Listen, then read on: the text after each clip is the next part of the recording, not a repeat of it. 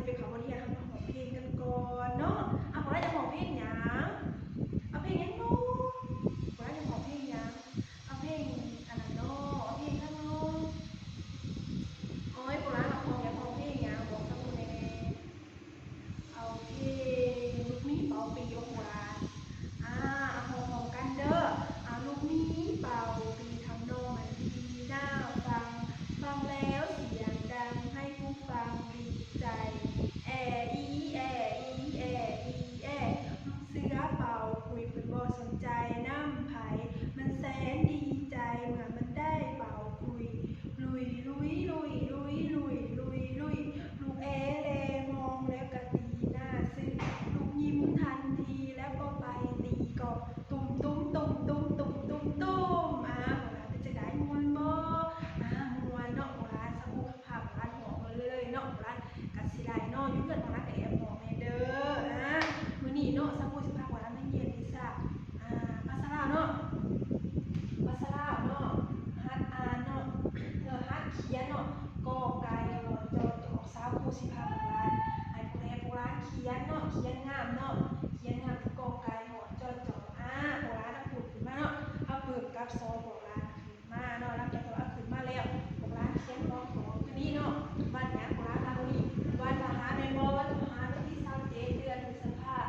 คือเดือนหาโนปี2021แล้วก็เขียนว่าวิชาภาษาลาวเนาะเขียนกอไก่หมดจอจอกวันนี้เราเริ่มเขียนกันเลยเนาะวิธีเขียนกอไก่เราเขียนแนวไหนก็ยังกอไก่บ่เขียนกอไก่ขอหัวก็เป็นบ่กอไก่เดี๋ยวว่าเขาได้บ่ได้ออกเนาะโดยขอหัวออกเนาะขอหัวก่อนเขียนคืนขอหัวเขาเป็นบ่กอไก่ถือบ่ถ้าผู้เขียนถือบ่บางคนเนาะเขียนกอไก่เขียนเนี่ยนี่เนาะเขียนเนี่ยนี่ถือบ่ของร้านมาบ่เด้อของร้านเด้อกอไก่แบบนี้มันบ่ถือถ้าต้องขอหัวก็เป็นบ่ขอหัวมันน้อยๆมันน้อยๆเป็นบ่แต่ของร้านก็ขีดอยู่หม้องนี้เนาะขีดคืนขอหัวเขาขีดลงได้นี่แม่นบ่โดยกอไก่เนาะ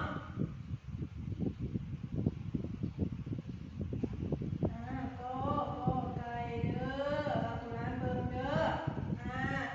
ขอไข่เด้ขอไข่ก็ต้องขอหัวอยู่เด้อก่อนบ่ขอหัวแล้วขีดโค้งมาแนวนี้ร้านเป็นบ่เฮ็ดได้บ่หลายคนเนาะมาเขียนขอไข่เฮ็ดแนวนี้จะได้ร้านเฮ็ดจังซี่บ่แล้วขีดหางมันลงแนวนี้ล่ะถือบ่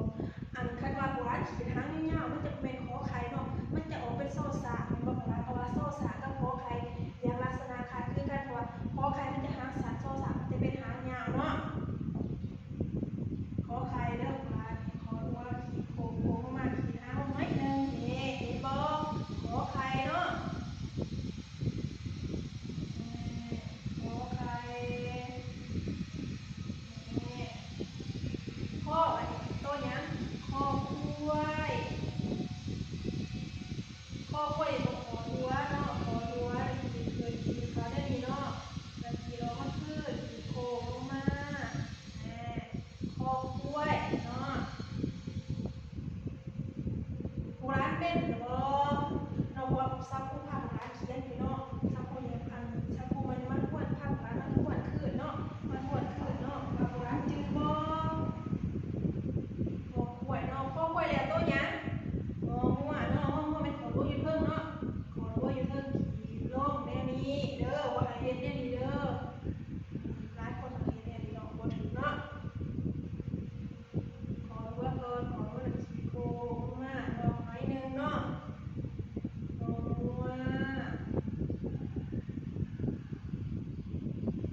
สุดท้ายเป็นหยังจ้อหยังจอจอกเนาะ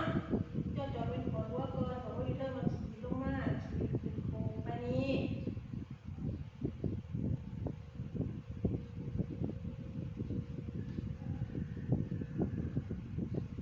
แม่นจอจอกเนาะมันมีสักผู้ภาคของร้านเขียนเนาะเขียนกอไก่หอโตจอจอกแล้วไอ้ของร้านเขียนเนาะเขียนงามว่าไผสิเขียนงามเนาะเขียนแล้วส่งมาให้สาวผู้เบิ่งเนาะว่าไผสิเฮ็ดงามเฮ็ดละเอียดเนาะบ่ให้เฮ็ดเปื้อนเด้อของร้านเด้อถ้าของร้าน เขียนถึกแล้วบ่ต้องลืมมันออกเนาะคันเขียนถึกแล้วก็บ่ต้องลืมเนาะ